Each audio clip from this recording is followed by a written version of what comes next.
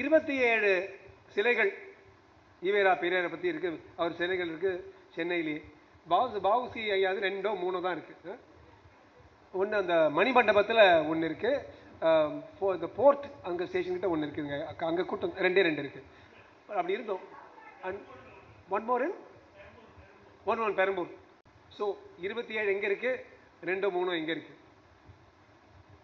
திராவிட model, திராவிட ஒரு கோட்பாடுகளுக்கு ஒரு அன்னையும் தந்தையுமாக இருந்தவர் ஈவேரா.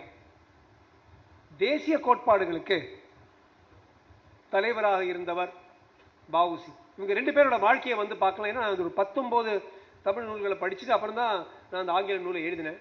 ஸோ பல சின்ன சின்ன விஷயங்கள் எனக்கு கண்ணில் பட்டுச்சு.